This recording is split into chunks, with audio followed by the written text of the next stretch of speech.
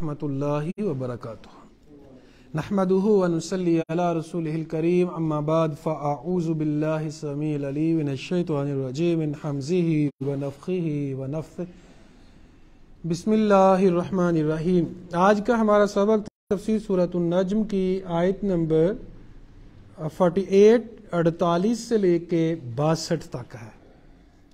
سورۃ النجم کا آج ہمارا آخری سبق ہے۔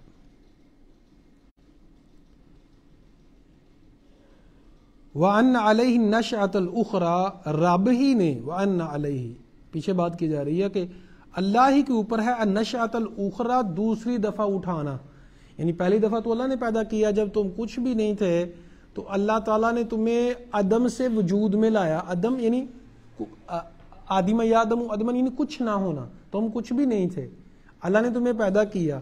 تو اللہ ہی کے ذمے ہے النشأۃ الأخرى، دوسری دفعہ اٹھایا جانا۔ اب دوسری دفعہ اٹھایا جانا کیا ہے کہ انسان اب ایک دفعہ مر جائے گا، مٹی ہو جائے گا زمین کے اندر، وہ جس طرح بھی رب کو منظور ہے۔ مرنے کے بعد کے جو معاملات ہیں ہم دیکھ نہیں سکتے، لیکن وہ اس کی ایک حقیقت ہے۔ اگر انسان اللہ کا بندہ ہے اور اللہ کی رحمت میں ہے، اللہ تعالی ہم سب پہ اور ہمارے خاندان والوں پہ رحمت فرمائے، جو فوت ہو چکے ان پہ بھی رحمت فرمائے، تو ان کی زندگی جو ہے وہ جنت والی زندگی ہے۔ اور اگر معاملہ دوسرا ہے کہ رب کی رحمت نہیں ہوئی اور انسان کو اس کے اعمال کی سزا دی جا رہی ہے، تو وہ زندگی جہنم والی زندگی ہے۔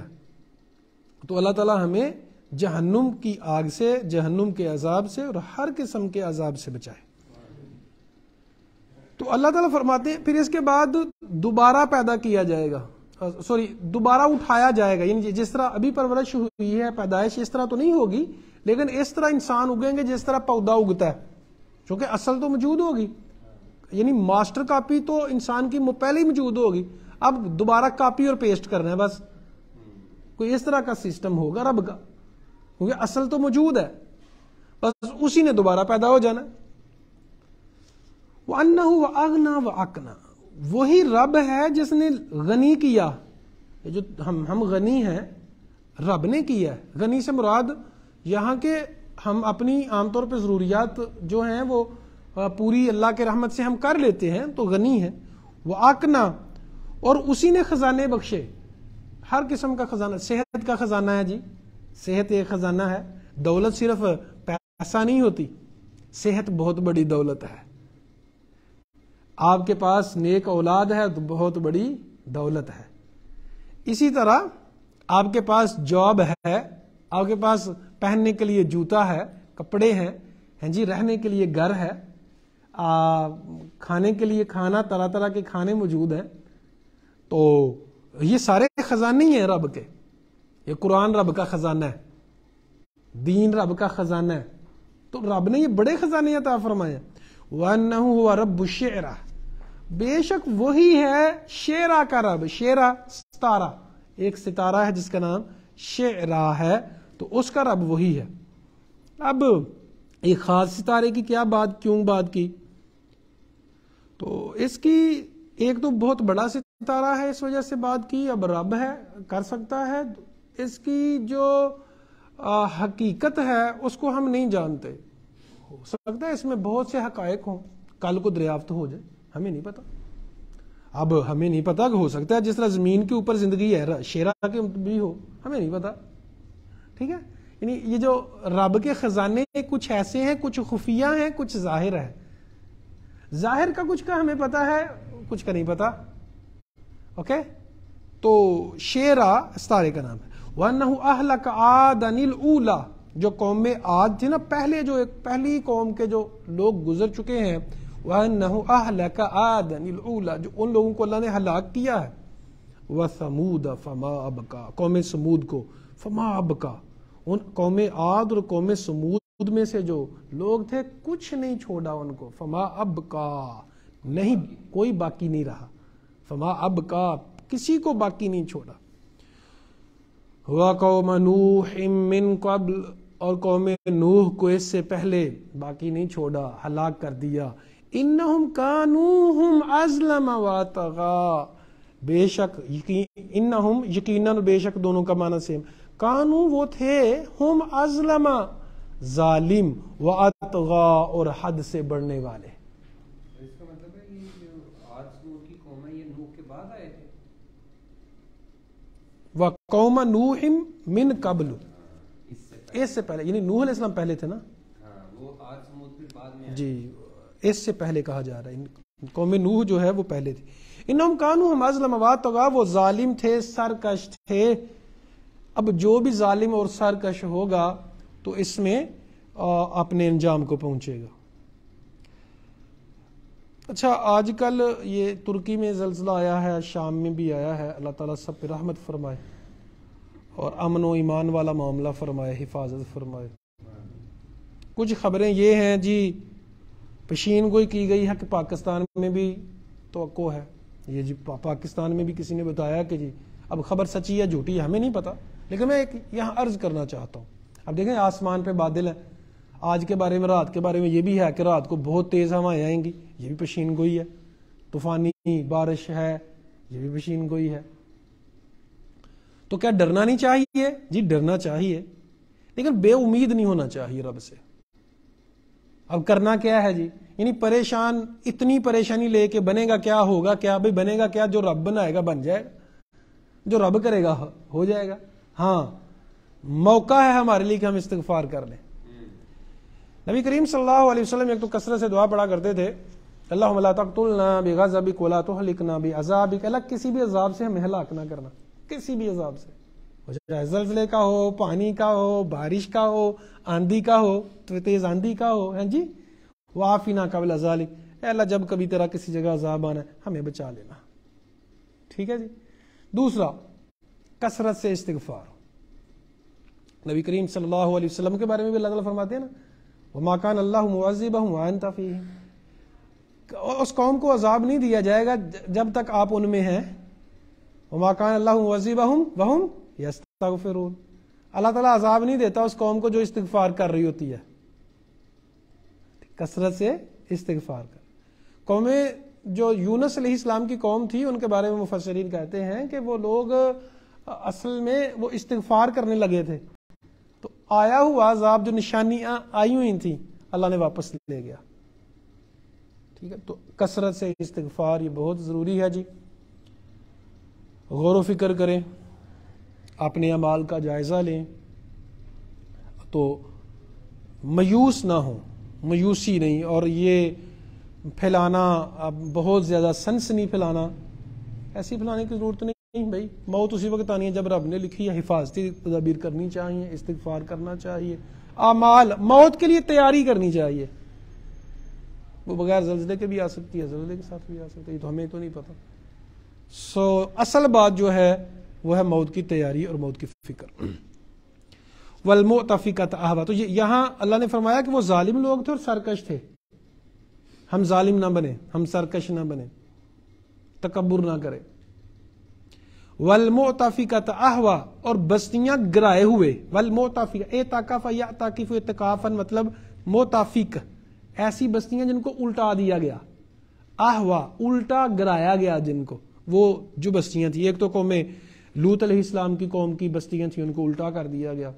اسی طرح شعیب علیہ السلام کی قوم کو بھی وہ تیز آندھی کا آیا، چھتیں اڑیں اور ان کو بھی الٹا دیا گیا. فغشاہا ما غشا، پس ڈانپ دیا اسے جس نے ڈانپا، یعنی عذاب نے ان بستیوں کو ڈانپ لیا، عذاب نے ان کو گھیر لیا. فبأي آلاء ربك تتمارى، اب پیچھے تو عذاب کی بات ہے تو یہاں نعمت کی، تو اس سے کیا مراد ہے؟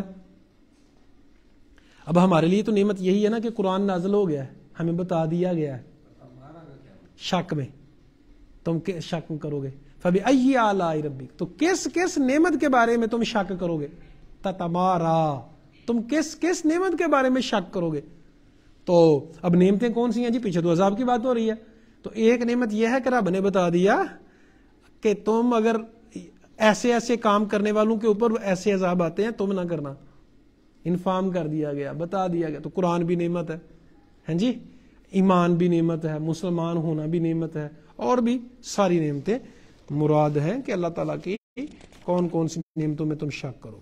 ھذا نذیر من النذر الاولی، یہ پہلے ڈرانے والوں میں سے ایک ڈرانے والا ہے، یعنی ھذا نذیر من نذر الاولی.